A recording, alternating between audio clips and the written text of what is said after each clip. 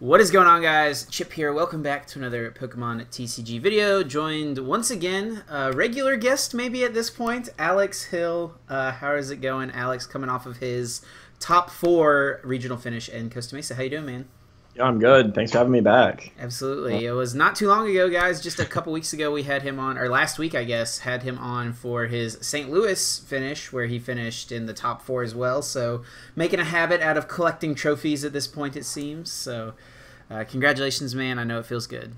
Yeah, that's the plan, is to keep it going. Thank you. For sure. So we are looking at the Glaceon Barbaracle list that you played this week. And this deck came out of nowhere, it seems. Basically the only like Ultra Prism deck in day 2 of the tournament. And yeah, super interesting. And you told me that there was like kind of an interesting story behind, or at least a little bit more interesting story behind why you chose this deck as opposed to why you chose Buzz Lycanroc for the last tournament I had you on for. So yeah, how did you come to the decision to play this Glaceon Barbaracle deck?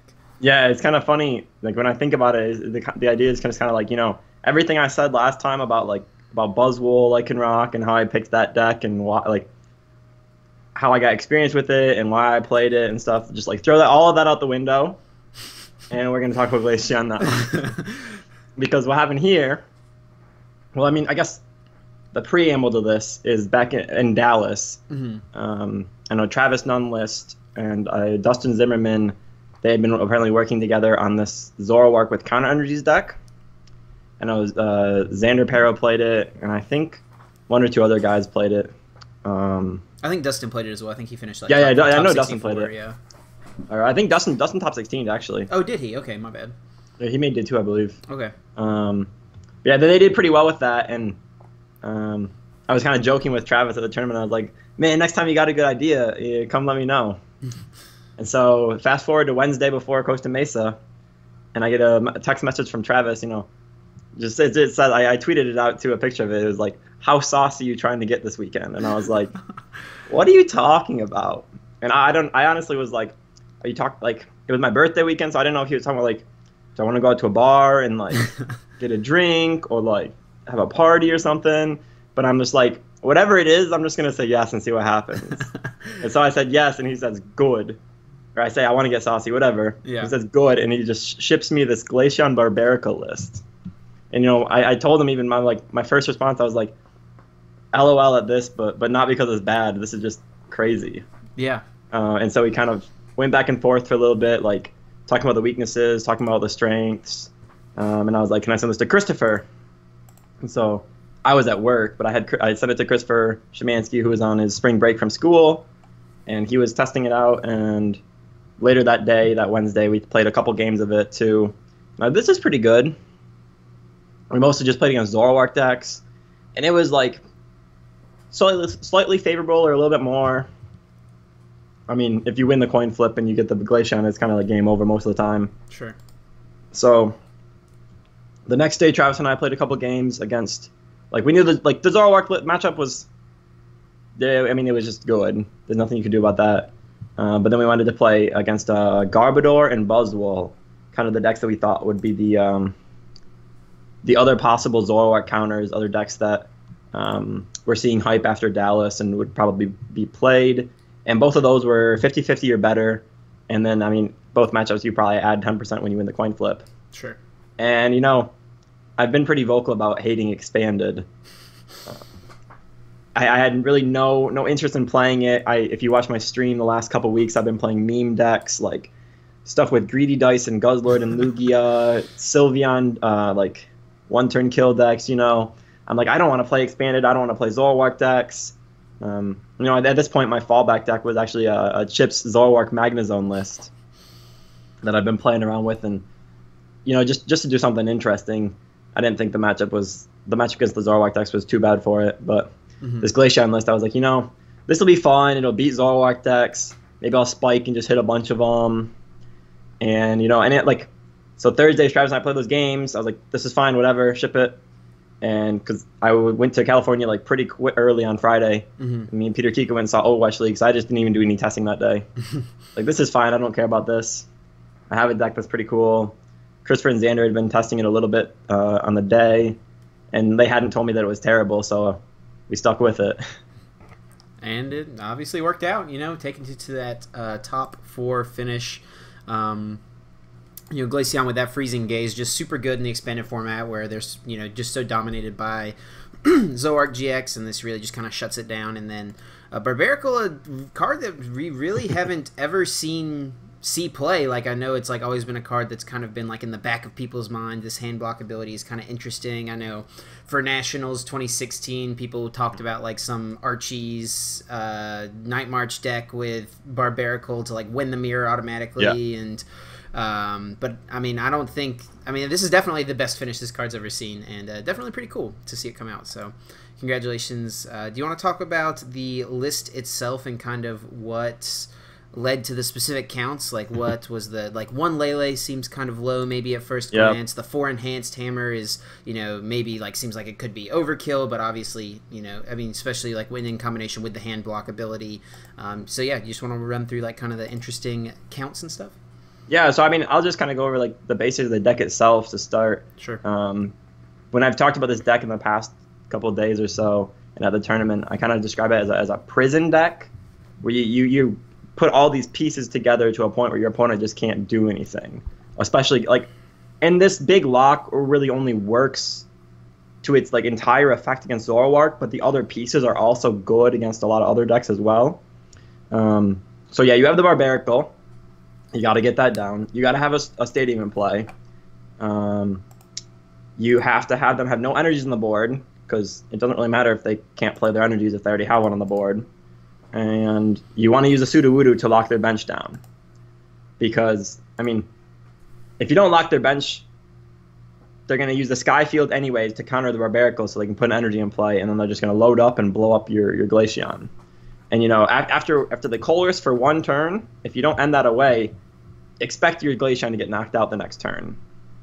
They're probably going to have enough cards in their 8 or 9 in hand, especially if it's in the mid to late game where their deck isn't very large, that they'll find all the pieces they need, the Choice Band, the Sky Field, the DCE, a couple Pokemon.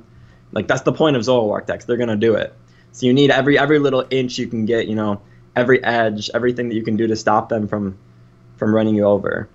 So you want to get all those pieces into play, and so everything in the deck builds towards those pieces.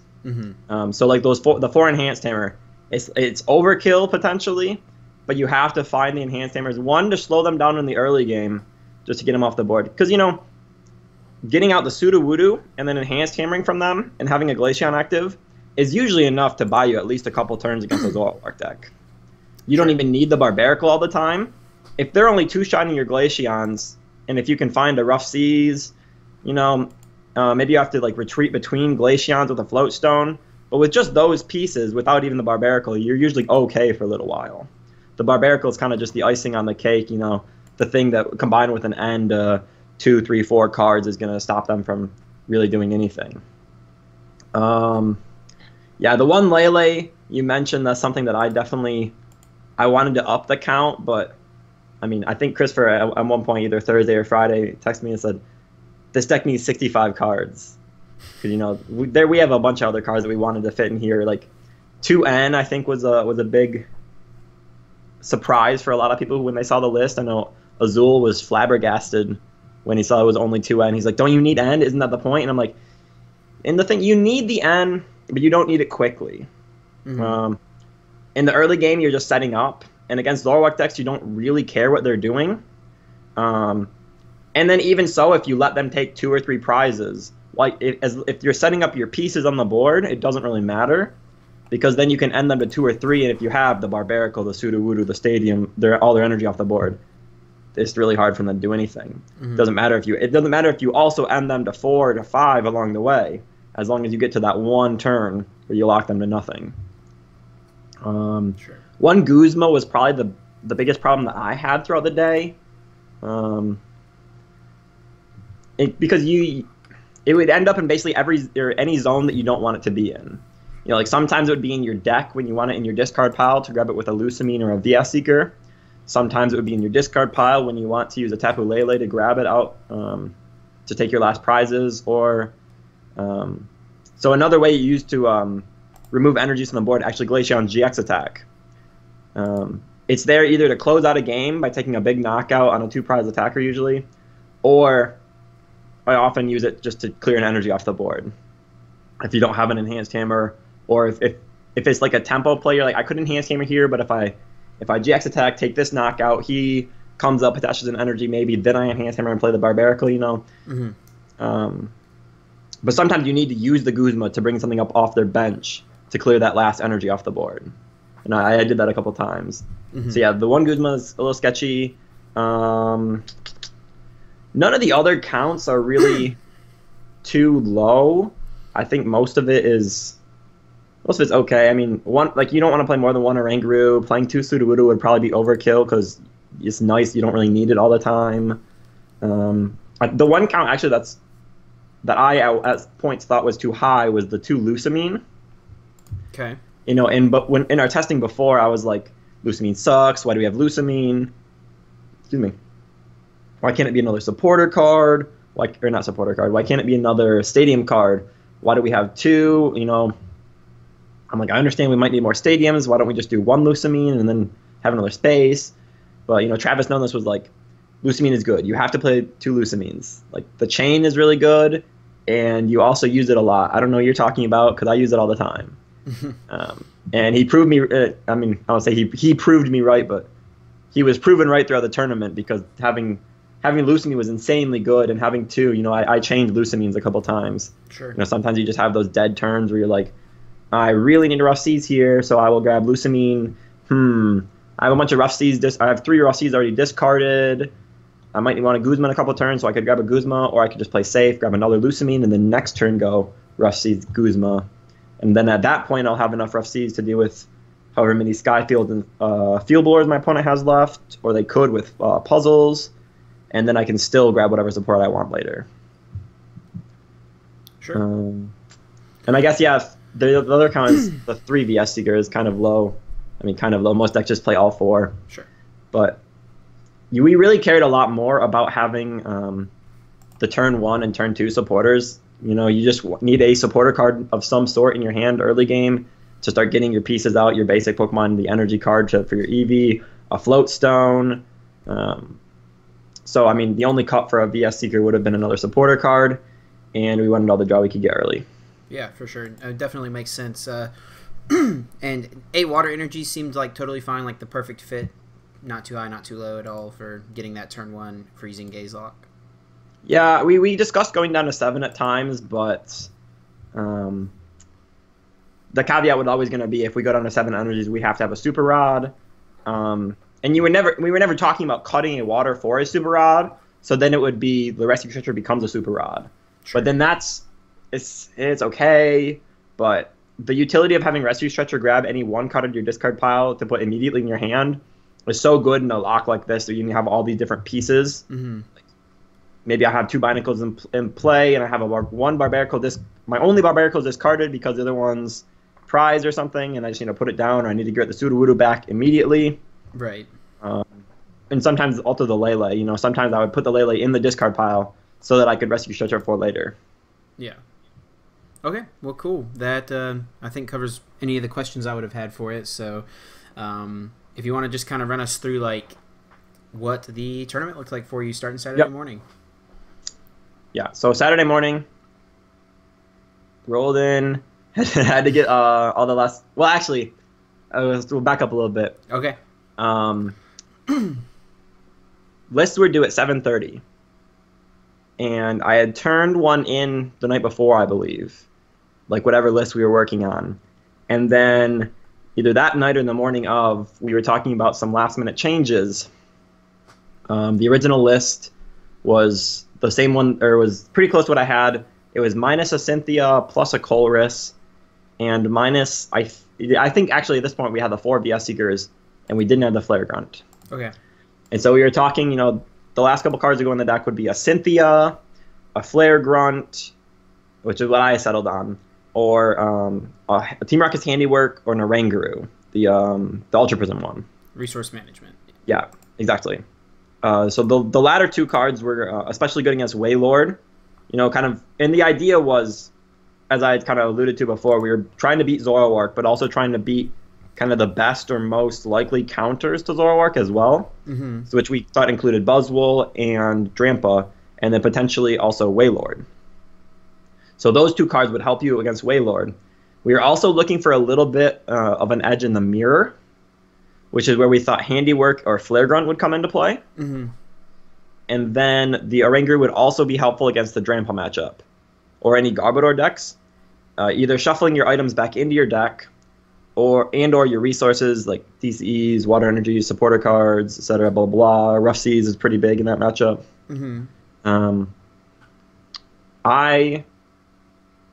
So anyways, so we're talking about these. We hadn't really come to a decision, but I left my hotel room at like 7:20, and I was like, all right, all my buddies want to go get breakfast. They really want me to leave. I can't like sit here and do my list. So we went over and got breakfast, and I'm like, I'm gonna sit down at breakfast, do the changes real fast, and then go get food. But I did that in the opposite order in an accident, and I'm like, oh, and I realized as I'm making these waffles, I'm like, oh, I have to change my list right now because it's going to be due. And I looked down at my phone, and it is 7:29. Oh gosh! And luckily, my internet connection was just good enough. I frantically, copied the list, made a new copy of the list.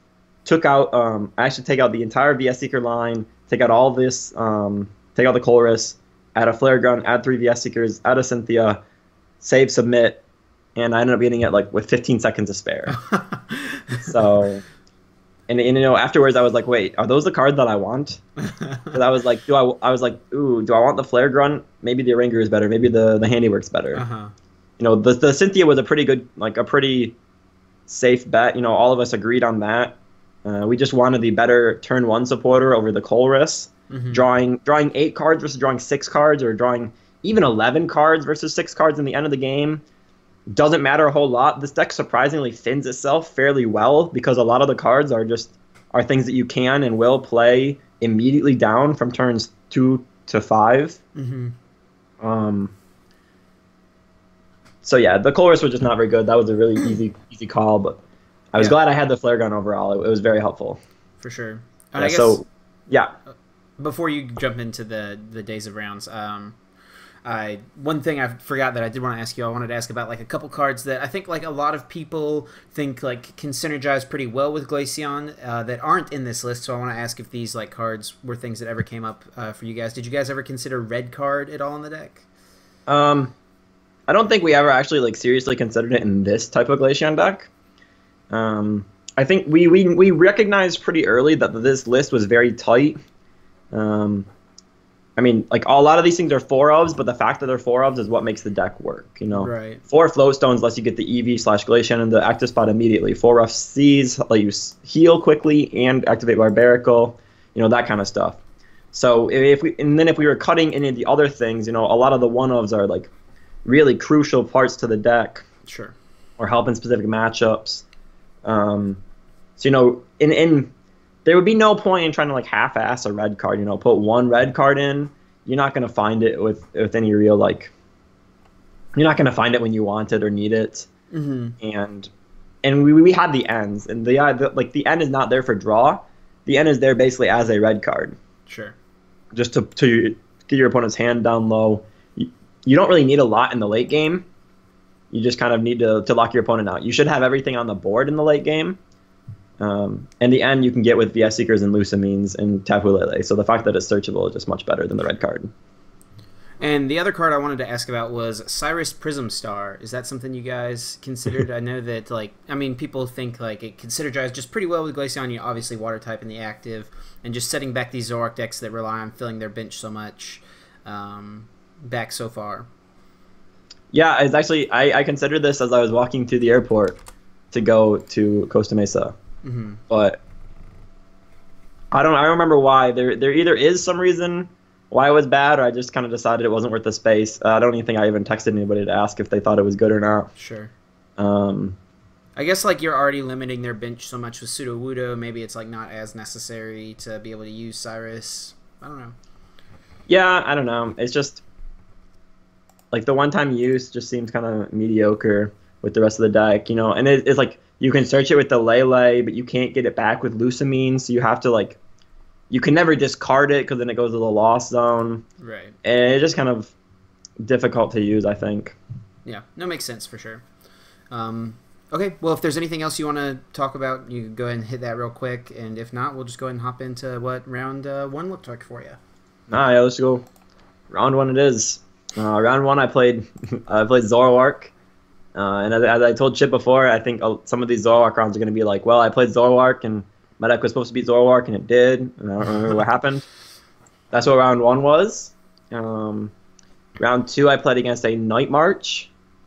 Drew very well, and kind of, won pretty handily, One of those things where we're like, on turn 3 or 4 of the first game, I had the full lockout, and he just goes, oh, that's pretty cool.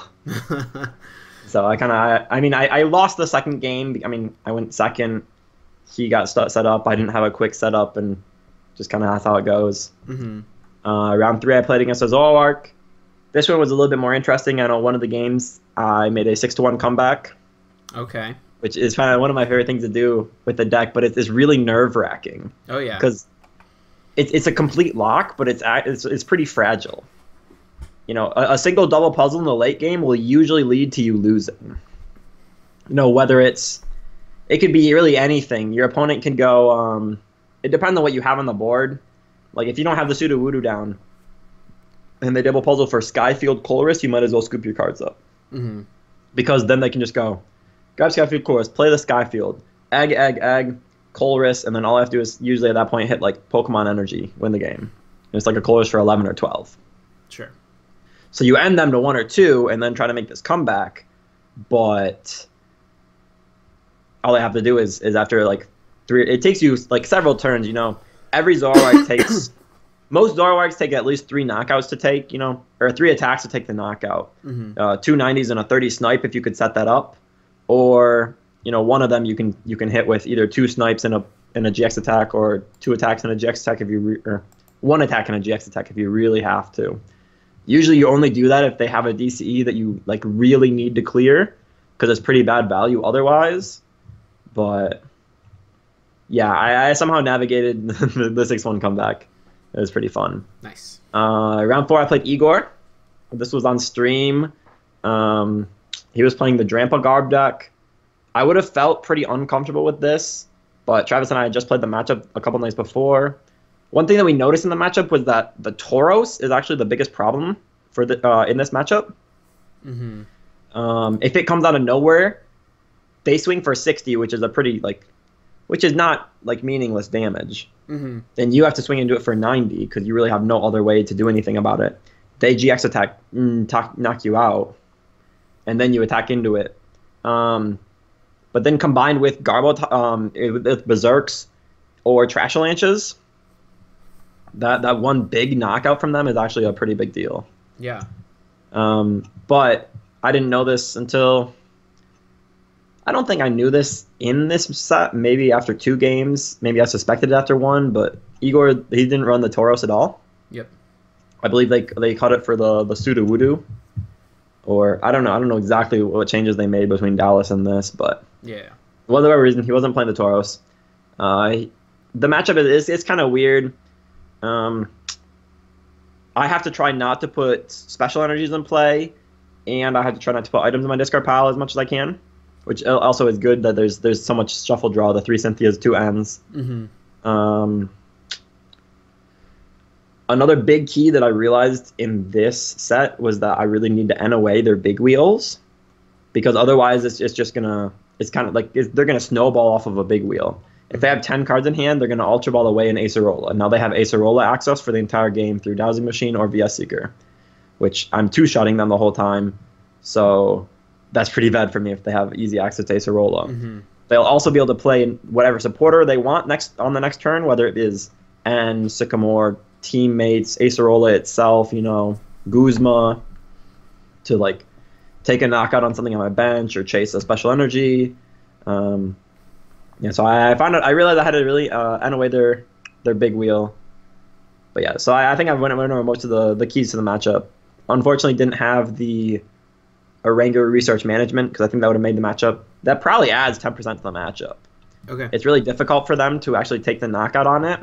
And just shuffling back 3 items is so huge, especially if I can shuffle back like important items like Enhanced Hammer, Ultra Ball, a Computer Search to get out like a Water Energy or FCs, a BS Seeker to get to reuse Flare Gun, you know, that kind of stuff. Sure.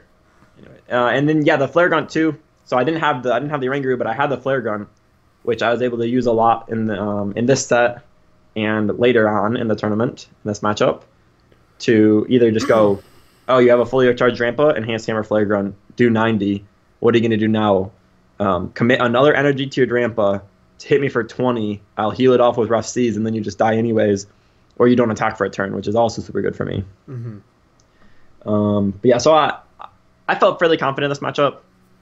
But I knew it was very close, 50-50 or so. I at least knew what I was doing. Right. The first game I lost. Don't remember a whole lot about it. The second game I won. This one was fun because I remember I had like 6 water energies in play on like turn 6 or 7. I didn't have to put any DCs in play, or maybe I had one early and it got like Righteous Edged off.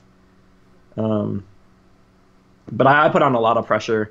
Had the Rough Seas pretty much every time that I needed them. Healed, switched between Glaceons.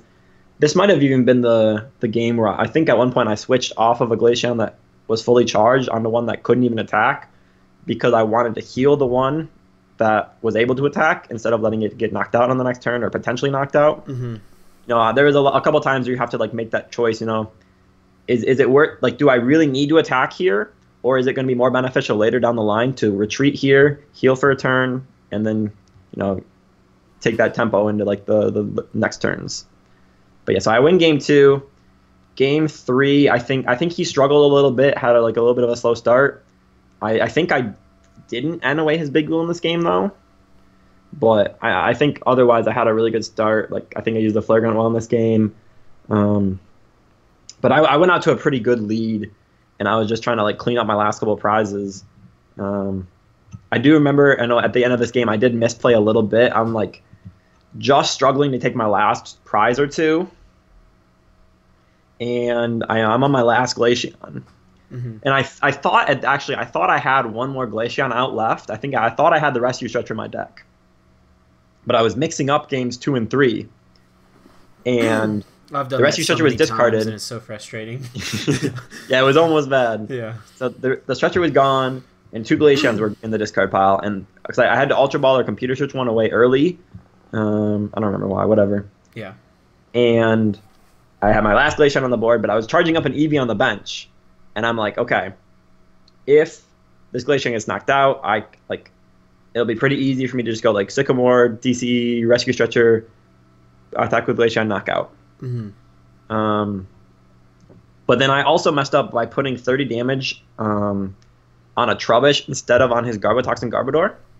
The Garbotoxin had 60 on it already, so it would have gone up to 90. So one more snipe would have taken the knockout, which is all I needed to take my last prize. But I put 30 on his Trubbish instead, thinking if he comes up and knocks me out, then all I need to do is attack into this Trubbish that evolves. They'll do 90, hit it up to 120, has 120 HP, knocked out, whatever. But putting it on the other Garbodor is the same thing. I guess my play played around Acerola a little bit. Because if I sniped and I didn't hit the other one, and he had brought up the now clean Trubbish, Acerola his other Garbotoxin, and knocks me out, I wouldn't be able to immediately take a knockout. But I mean, I didn't have the outs to take the knockout with the Glaceon anyways. But he Sycamored, and I think he needed Psychic Trashlanch, or maybe just Trashlanch. One or another, he whiffed it, got super lucky, won that set. That was pretty hype. Yeah. Round 5, I played against Zoroark. I won pretty handily. It was around this time in the tournament where I was kind of like, man, this isn't really fun. I'm kind of just sitting here setting up a perfect lock on my opponents and like telling them go, but then they look at their hand and just kind of like, well, I can't play any cards, so pass. And then you go and you just attack, you know. But I beat a Zoroark there. Round 6, I played another Zoroark, and I beat that one pretty easily as well. I actually, around rounds 5 and 6, I was looking around, and I think almost all the top tables, the top, you know, like the undefeateds through the people with either a tie or a loss, you know, the first 5 to 10 tables, it was almost all Zoroark decks and then a handful of Glaceon decks in there. Mm-hmm. It's funny, my round 6 opponent had beaten a Glaceon deck in round 5. My round 7 opponent beat a Glaceon, or was also another Zoroark deck, and he beat sorry, I don't even know if I messed that up, but I'll go back. My round 7 opponent was a Zoroark, and he beat a Glaceon in round 6. The Glaceon he beat in round 6 had beaten another Glaceon in a mirror match in round 5 right next to me. So the Glaceon decks were cannibalizing each other, and the Zoroark decks were knocking out other Glaceons.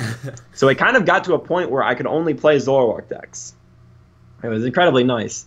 Because, yeah, round 7, there was either going to be 2 or... I think at one point there was actually a chance to be 4 undefeateds, but at least Isaiah's match tied. And then I think one more tied. I'm not 100% sure, but I know for sure Isaiah's match tied. But what it meant was in round 7, I was guaranteed to play a Zoroark deck. Mm-hmm. And I won that. And so then I'm sitting at 7-0, going into round 8, ecstatic, over the moon, like, man, I made day 2 again. Yeah, I haven't done it all year, and then 2 in a row. This is awesome. For sure. Playing, being like, up at the top of the seeding as well in both tournaments. Yeah.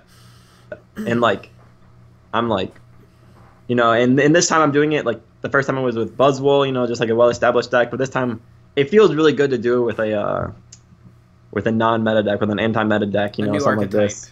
Exactly. Yeah. But, you know, and then at that point I'm thinking, you know, round 8, do I tie? No, probably not, right? What are my bad matchups? Can I play my bad matchups? Am I going to play any friends? Do I want to, like, scoop or tie to a friend to let them in at day 2, you know? But we get to round 8, and I'm pairing against Caleb Gedimer. He's playing Zoroark. And so we played. He offered the ID, and I declined. Because I wanted to win against Zoroark. For sure. Game 1, he goes, like, Zorua, Lele, Hex Pass. Or I think he just went Zorua, Hex Pass. I don't think he had anything else on the board. Sure. And so I look at my hand, and my hand is not very good. I started EV, and I'm like, okay, well, we'll set up to, like, Energy Evolution next turn. I'm like, man, this is pretty annoying, this whole Hex thing, turn 1. But, you know, I work through it, and I Ultra Ball, I look at my deck, and then I look again, and I'm like, all my Glaceons are prized. Nice. So all 3 Glaceons are prized, and I'm like, how do I do anything? I'm like, okay, so now what are my attackers? My attackers are Barbaracle, which will do 70 for 3. I just pulled it up because I didn't know what its attack did. So. Yep. I know. It's fun. That's probably when you read its attack as well, right? Whenever you were looking through the deck. Well, so actually, I think before that, Christopher had already said that he had used the Barbaracle to attack against something. Oh, okay. In a previous round, so we had been talking about it between rounds, so I knew what it did, but I knew it was not very good. Right. You know, you can attack with a Rangaroo and do 60 plus 20 for each energy they have, or you can attack with Lele. And so I hatch up the plan. I'm like, okay, I have a water in hand. I have this Lele. I'll grab a Sycamore, attach the water, Sycamore. Next turn, hit a DCE, knock out a Zorua, take the Glaceon off the prizes, and we'll be good. Mm-hmm. And I Lele and I go Wonder Tag, and I like look at my deck, and he goes, oh, I hexed. And I'm like, oh, okay. And I didn't have a supporter in hand either, so I just flipped over my prizes, and I think he thought I was conceding because I like Lele'd under hex, and I didn't want like to worry about like a judge call or like he thought that like my hand was bad, and I'm like, no, just look at these prizes and three Glaceons. Yeah. It was hilarious. Yeah. I lose game 2, or I win game 2 just as I should, and then game 3, a couple of big swings. One, he ended himself into 2 DCEs. So he goes DCE. I have the pseudo on the board, I believe, and he attacks for 100. I think I was able to rough seize it, but then I couldn't retreat into another Glaceon. And so, but I did Enhanced Hammer, and then I attacked him, and he had the other DC and the Choice Band or whatever. And so he knocked that one out. And then a couple turns later, I couldn't end away a Colress, and so he kind of had enough resources off of that to kind of do whatever he needed around the parts of the lock that I was able to get up. Like if I Enhanced Hammer, he was able to use puzzles. If I had the Barbaracle, he had the Stadium. Yep. If I had the Pseudo, he had the Hex or the Guzma to kill it, you know, that kind of stuff. I just let him have too many cards in hand, and I just couldn't get rid of them in time. So, like stuff like that is where maybe a third N over one of the Cynthias might help a little bit, but the difference would be so so small that you wouldn't really even be able to tell most of the time. Yeah. So I lose this game that I could have had an ID in. That's kind of sad, but it's like, man, what are the chances to prize all 3 Glaceons? Round 9, I get paired against Drew Kennett, a good friend of mine. He's playing Aerodactyl though. And I sit down, and he's like, "Do you want ID?" And I say, "No." And he was at 602. So, if he was at like 611, I would have probably ID'd with him. Right. I don't want to like knock him out of cut for the potential at a couple more points. I don't know. It's just not worth it to do that to a friend, in my opinion. And, and like in a tournament this size, I also knew that I was shooting for 31 match points to make top 8. So taking a tie here would mean that I had to go 3-2 on day 2, which essentially means that I can win any 3 of my 5 rounds. If you don't take a tie, you have to go 3-1-1 to get to 31 match points, in which case you're trying to win 3 of your first 4, because then you would want to ID your last round. You don't want to tie before that. You're not going to intentionally tie before that most of the time. And if you lose 2 of your first 3 and then you still lose 2 of your first 4, you still win your last one. You get your 3 wins. You don't ever get the tie. So taking the tie there would have. There are arguments for it, but I was like, it's Aerodactyl. I don't think he plays many ways around Barbaracle. So I bet you if I set up a Barbaracle, I will win the game. The first game here, he goes first.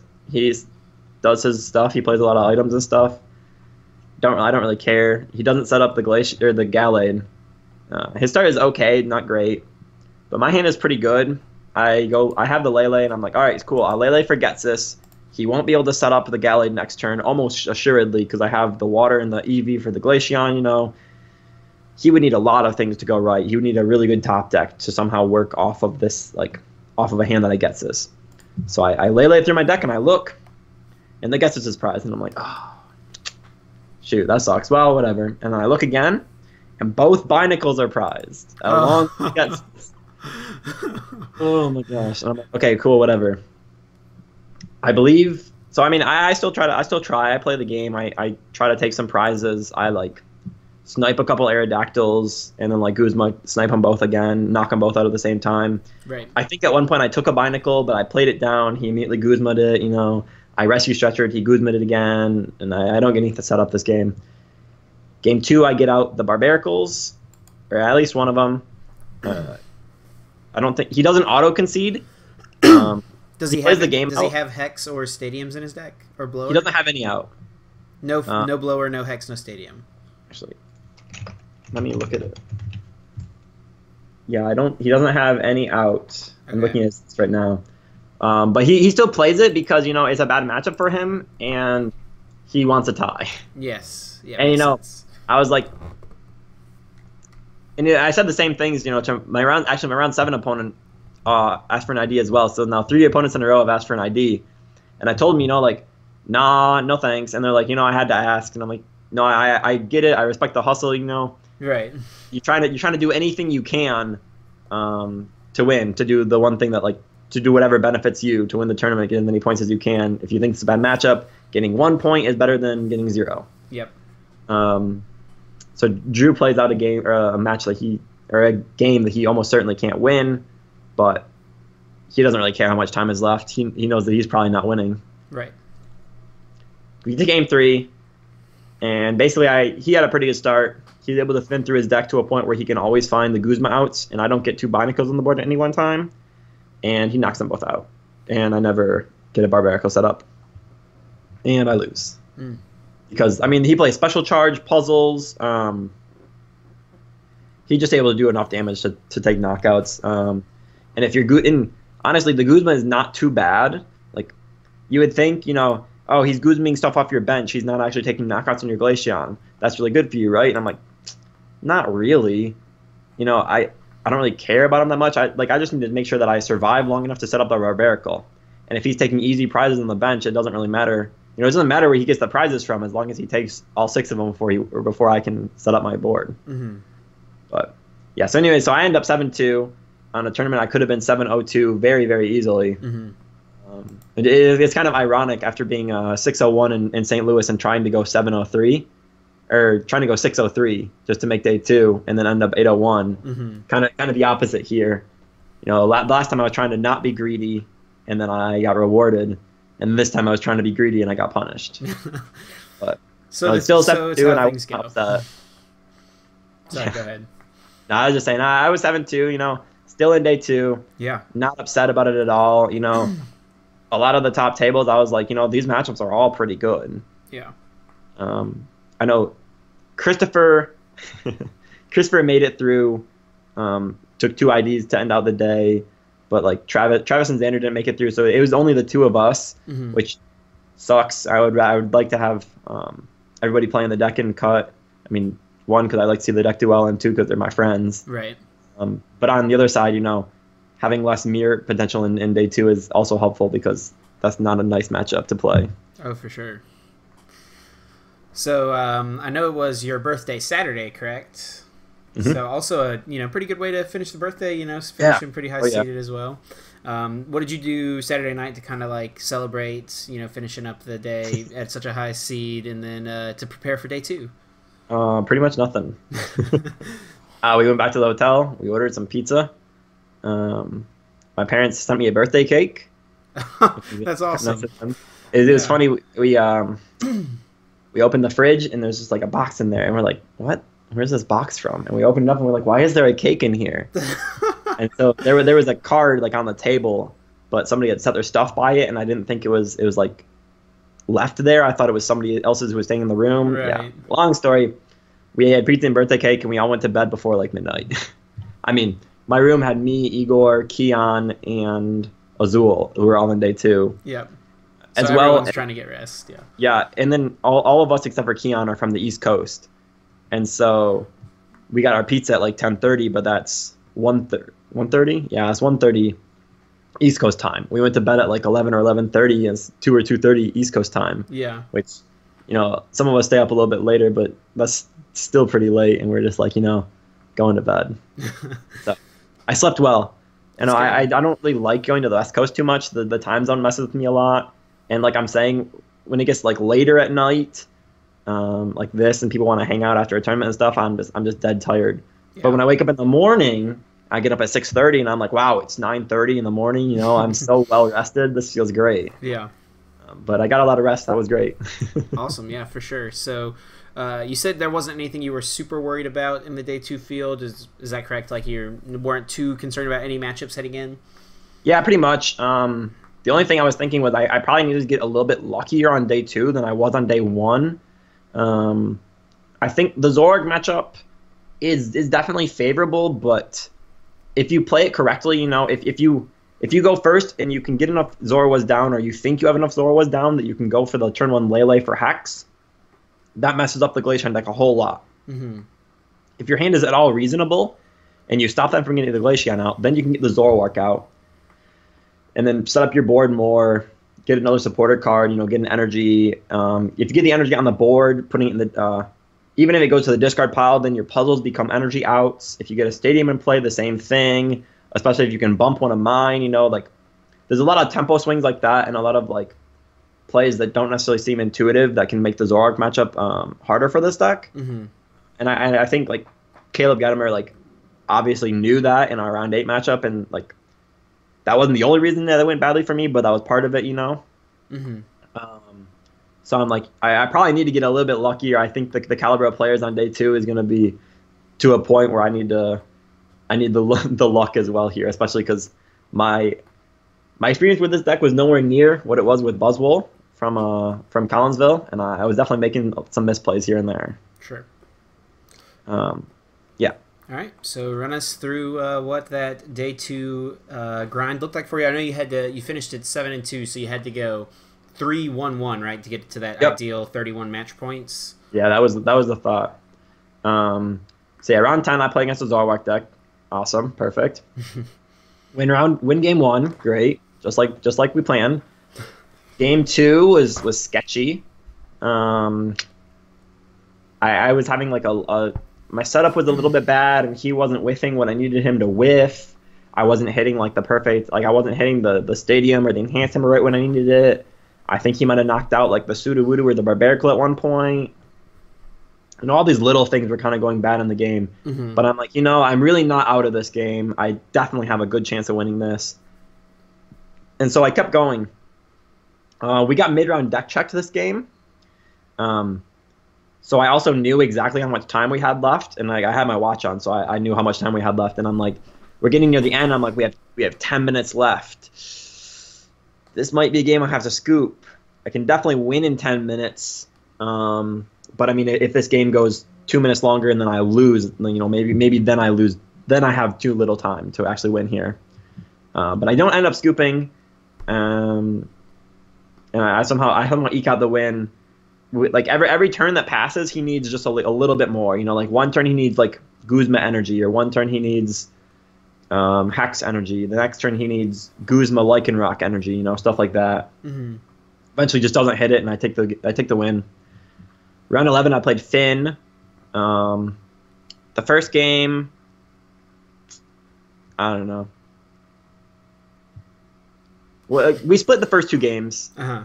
I think the first game he gets the Hex off. I don't get the quick setup, and I lose. The second game, I get the perfect setup, but just like when I played Drew, Finn just kept playing his game. Partially to see cards in my deck, I think, but also partially just because he's trying to get, probably trying to get the tie. Right. He realized the matchup is bad. He's probably trying to get the tie. The third game was kind of a heartbreaker. We kind of just ran out of time. Mm-hmm. I needed one more attack. The funny thing, actually, I needed one more attack and I needed to Guzma to get that last attack off. So if I had one more turn, I would have had a chance. But then I realized after I couldn't win the game, we tied. I was like, wait, I haven't seen my Guzma all game. Flip over my last prize, it's the Guzma. Oh, okay. So I probably wouldn't be able to win that game anyways. I would probably needed 2 more turns, but and as I was saying before, the tie is not that bad because now I know that I have to win 2 of the next 3.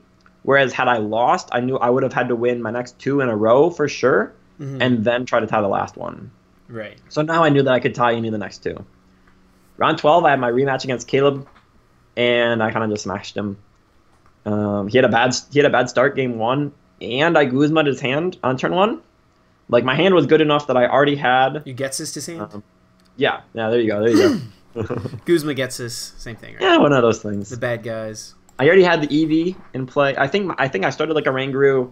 I had like the Ultra Ball, and the Float Stone, and all I needed was a water.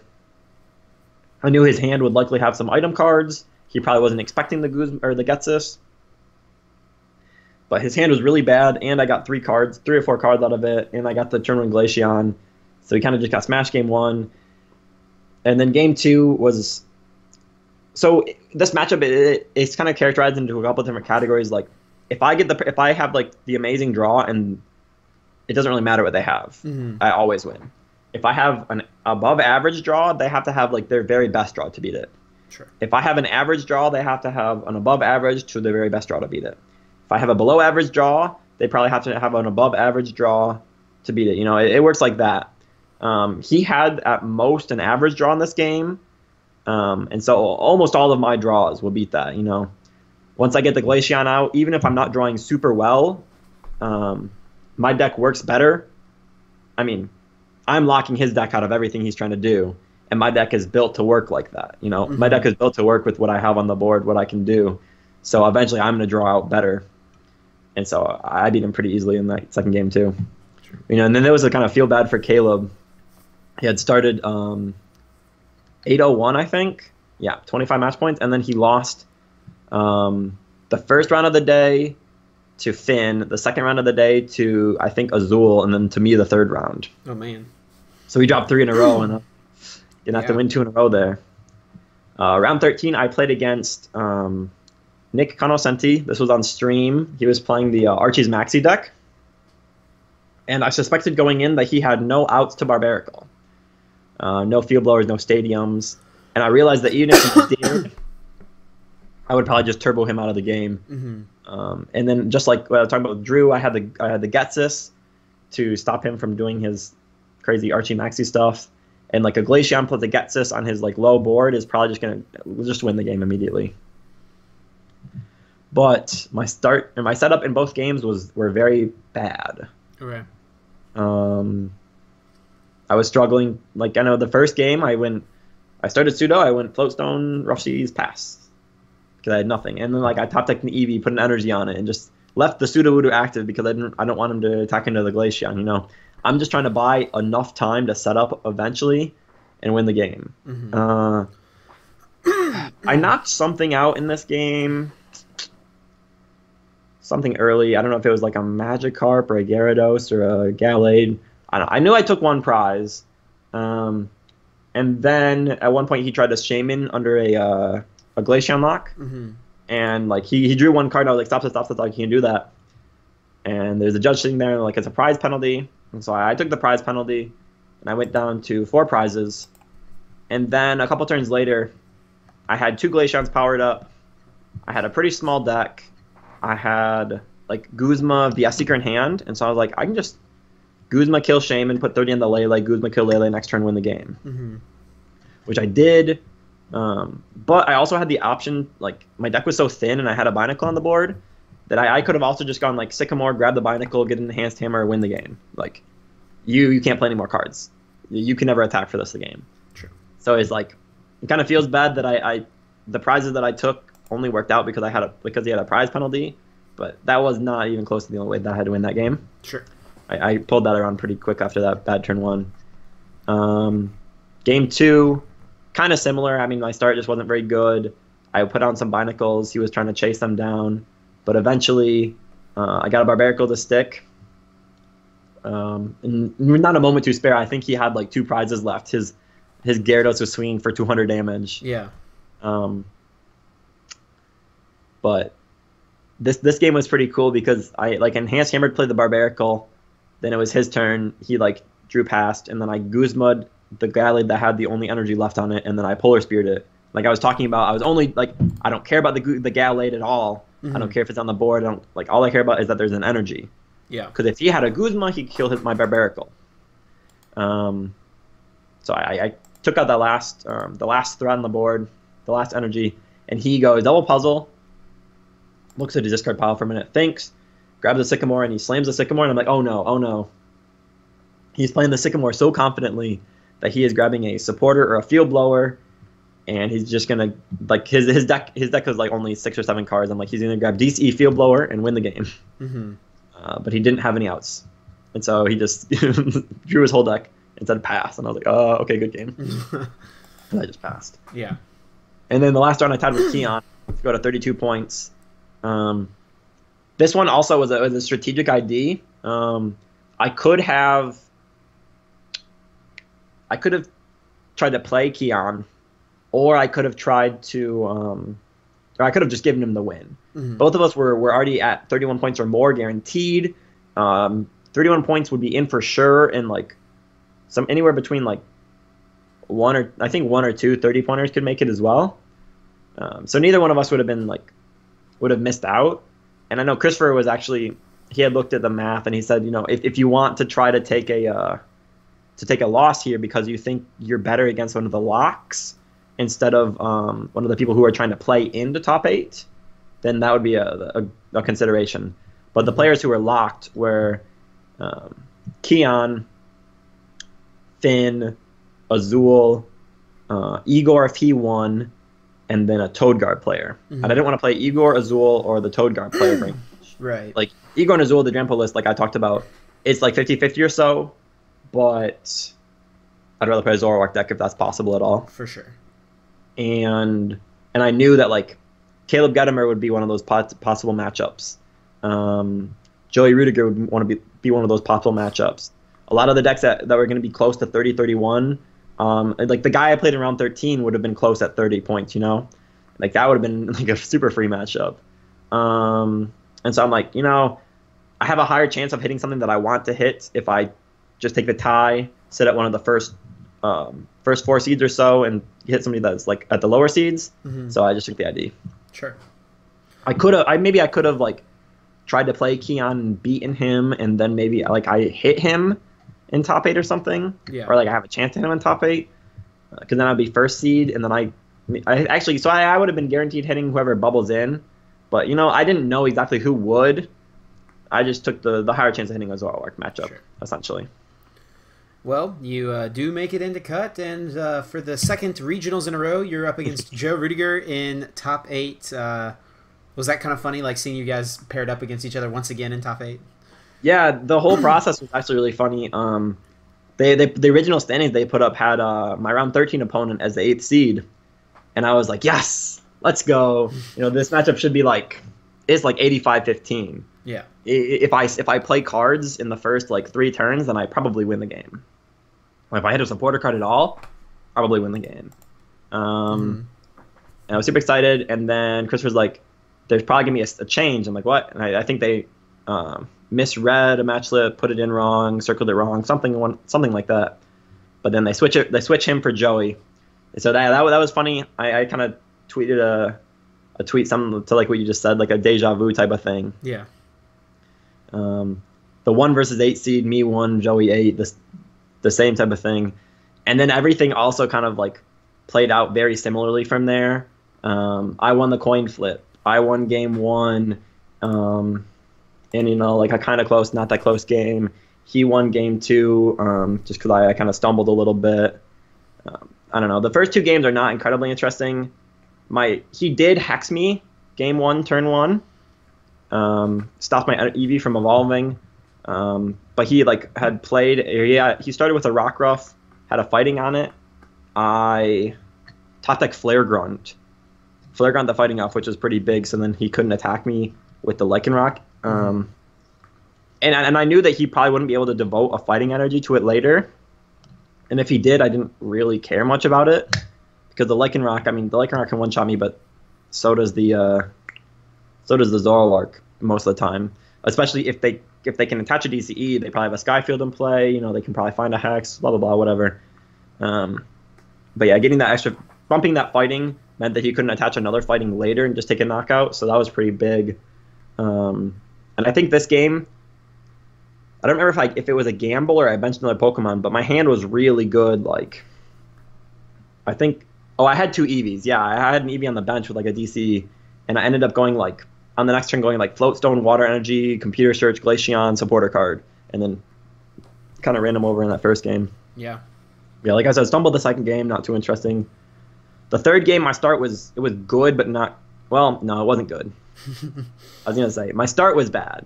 Not only do I not get the turn 1 Glaceon, but I don't even get another Pokemon down turn 1, other than the Oranguru with the Float Stone I started. I don't remember. I think he hexed. I'm not sure if he hexed, but I know I didn't get a Glaceon out turn 2 as well. So I give him a turn of trades and another turn of Lele's, whatever. I stabilized pretty quickly from here. You know, getting the Sudowoodo down pretty quickly. This is something I learned throughout the day. You know, I mentioned that I misplayed. There are times where I grabbed the Binacle instead of grabbing the Sudowoodo, but in the early game, you definitely want the Sudowoodo way more. I mean, if you don't believe me, grab the Binacle in your testing games and then watch your Glaceon get one-shotted. Yeah. Like, your Glaceon gets one-shot on turn 3, and that's not even that unlikely. You know, like, yeah. If you go second, your Glaceon getting knocked out on turn 3 is not an unlikely occurrence if you don't get the Sudowoodo out. If they get the, especially if you miss the turn 1 Glaceon, like, they can draw a handful of cards and then go, like, DCE, Skyfield, Colors for 8, blow you up, you know? It's not very difficult. That's what the deck is built to do. Right. So I grabbed this, but anyway, so I had the Sudowoodo in this game, and I was, like, sniping down Zoroark, you know, kind of dismantling his board, taking the energies off the board, getting the Rough Season play, using Lusamine to keep my resources together. You know, I kind of firing on all cylinders. And then he top decked a couple times when he really needed it. Like top decked a supporter card, you know, and then on one of the last turns of the game, he's like, man, 1/3 of my deck is out. And I'm kind of looking at him like, I don't really care. My setup is so good that it doesn't matter. Yeah. But he hits a double puzzle and he does some things. Gets like a Zoroark attack off.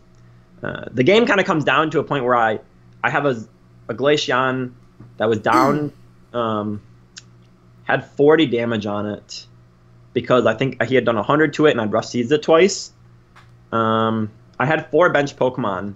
One of them was an Eevee that didn't need to be there, but I didn't think about Mind Jack. All I was thinking about was getting it out of my deck so I didn't get end into it.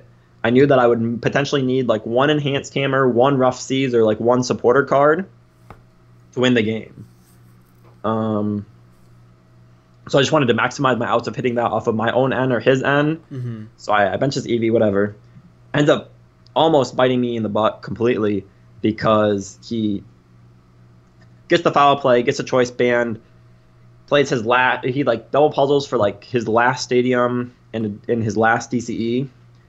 Or no, he double puzzles for his last stadium and an N. Plays the DCE, ends me to 2, takes a knockout, goes down to 1 prize. Mm-hmm.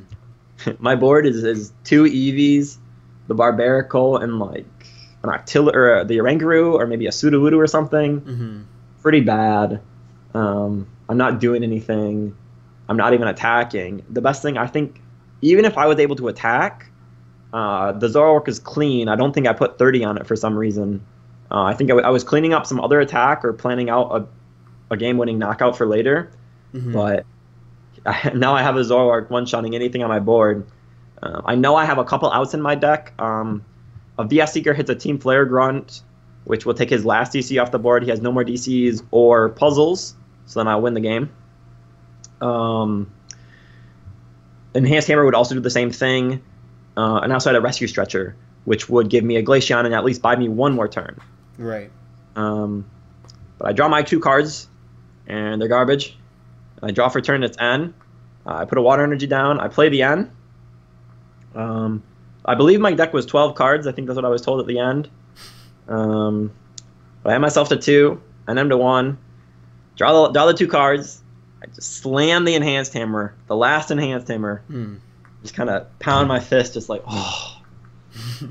and he just looks really defeated. Like, I feel bad for him as like, and I kind of tweeted afterwards, this is the luckiest thing that's ever happened to me in Pokemon. There's a couple times, like in a lot of my like successes, I can go like, man, there were times where I top decked exactly what I needed, or I got really lucky. I got the card I needed. This wasn't prized. This was prized. My opponent got unlucky. I can point to all these different instances, but like this one specifically was pretty ridiculous and just like perfectly timed. Oh man, it was crazy. And kind of I just put it down, and we both just stopped for a minute. Like it was a crazy series, just back and forth. Like the momentum swings. The last game especially was like I was way ahead, and then he was trying to come back, and then I kind of like had the lock going, and then he kind of topped like a few times, and he had the advantage, and man, it was a crazy game. Yeah. But somehow came ahead on that. Going into top 4, I was put on stream. Igor was still playing his game, but I was just like shell shocked. That the game was like, man, I kind of described myself as being on tilt later, but it wasn't really I was on tilt. I was like on edge. Yeah. I was just like still just like in awe that happened, that I got that 1 Enhanced Hammer right when I needed it. Oh, I was trying to walk around. I put my music in and just kind of like sat at the stream because that's where they told me to sit for a minute, and I was kind of walking around there. And the commentators were like, "Oh, what are you doing? Why are you just walking around? You don't look happy." And I'm like, I don't know. I just can't even describe it.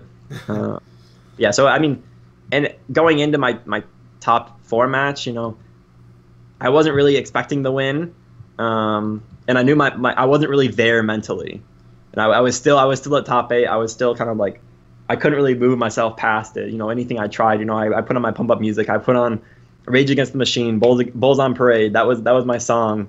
Like, just like blast something in your ears. Don't think about anything else. Don't think about the last game. Just think about and I just couldn't. I just couldn't move on. But didn't matter too much. Top 4 was pretty brutal. Once again, just like in Collinsville where I just kind of got smashed. This was pretty similar. Sure. I had chances in both the games. Like it wasn't like you drew terribly. It was just a little bit worse than I really needed it to be. I went first. I got the turn on Glaceon. Everything was going well at this point. Things start taking a turn for the worse when I miss the N on his big wheel, so he's able to set up his stuff really well. which was especially important because I was shutting off his Lele, so I was shutting off his draw one other way, but I just couldn't end the big wheel. I realized it actually was kind of crazy how lucky this was, and then also unlucky. I like Cynthia'd it or Sycamore'd into the EV and a water, like the raw EV, no Ultra Ball for it, on turn 1 to get out the Glaceon. But then when I Ultra Balled and looked through my deck, the other 3 EVs were all prized. Oh. So it's like, man, that was so lucky that I hit the EV in my hand. Yeah. But, man, I can't get the other ones. I drew one pretty early, either my first 2 prizes or my 3rd prize, but the turn before Igor had paralleled me to 3. So I couldn't play the Eevee, and I had to Cynthia it back into my deck, and I never saw it again. The last 2 Eevees ended up being my last 2 prizes. I did go down to 2 prizes left, but I couldn't draw any more from there. You know, I was trying my hardest. Like, I attacked with Lele once or twice in this game, I think. I started powering up their Angru as if I could attack with it, but, you know, I just couldn't do anything. Game 2, much of the same, except for I had all my EVs. You know, I couldn't end away his big wheel once again. Pretty sad. I mean, I just did the best I could. I was hitting my rough seas pretty well most of the time. You know, other than that one turn where I really needed to bounce his parallel so I could play that Eevee, you know, in game 1 like I was talking about, I hit my rough seas really well. Kept my damage in check, you know, retreated between Glaceons whenever I could to keep them up as much as I can. Tried to play as few items as I could, you know. Yeah, I had all my keys to success. He kind of just had the card advantage, and, you know, I don't know. His damage is much better than mine if he can get enough items in my discard pile. Yeah. A lot of the time, I have to Sycamore. You know, like, I need energies. I need to start sending out more Glaceons. I need a Rough Seas. The good thing is a lot of my item cards are either impactful in the matchup or they don't immediately go into the discard pile. So, like, I can just slam the float stones on the board. So then it looks like there's only, I mean, there are only 4 items in the discard pile, but then it looks like there are 4. But if he goes, like, if I discard one more, he goes Field Blower, Choice Band, then he one-shots, like, my Lele. So, yeah, I ended up getting too many items in the discard pile, didn't have enough of a board presence, and he beat me pretty easily.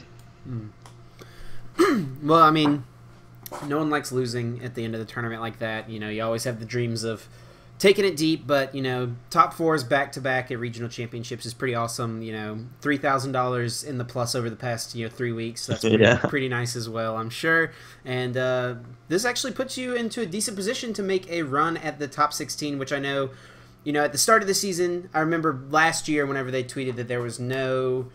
or whenever they posted, sorry, not that they tweeted, whenever they posted that there was no cap on regionals this year, you tweeted something to the effect of, no cap for regionals, I'm excited to make this run, let's go. Like, you were, like, hyped about, like, making all the traveling and all that stuff. And then the start of the season, I know, didn't go your way a lot of the time, and you kind of, like, accepted, like, okay, maybe I'm not doing top 16 this year. And then a couple tournaments turned that feeling around for you, and you're in a decent position where you could make a run here late in the season.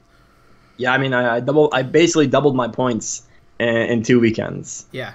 I mean, I had about 270 going in, and I have 530 now. Got 260 from the 2 regionals. So, yeah, I'm definitely looking at it.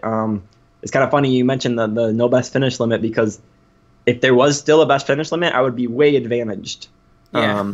So when you have a best finish limit, you're much more rewarded for your best finishes being really high. Yeah. So, some of those people, like I don't know, I'll just say Azul, for instance, who has, I mean, he does have, like, the win, the top 4, a top 8 here, 2 top 8s. A bunch of, you have two top 8s? Oh, wait, no, he didn't top 8 in Dallas, my bad, yeah.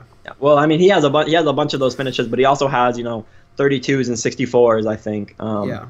So all of those add up for him, but I could catch up on those, and I have those high finishes too. So if somebody like Azul isn't replacing those other ones, then he's not taking advantages over me, who, even if I'm only getting those smaller ones later on in the year, we're capped at only 8. So eventually I'll be able to catch up. With no best finish limit, it's very difficult for someone like me to catch up at this point. But, I'm going to pretty much all the regionals from here on. I'm definitely hitting at least North American Internationals. So, the opportunity for points is there. So, I mean, we're just playing and we're going to go for it, see what happens. Yeah. Some of the tournaments that I dropped earlier in this year kind of feel bad. I dropped a couple regionals and international because I was only getting kicker points at the very most by like winning 4 rounds in a row when I was super tired or something, and I was like, I'm just gonna sleep instead. Yeah. So, Azul is he kind of laughed at me then, and he's laughing at me now. He's like, "That's what I told you. You gotta play to get all the points." But in this game is like, the mental game is just as important as anything else.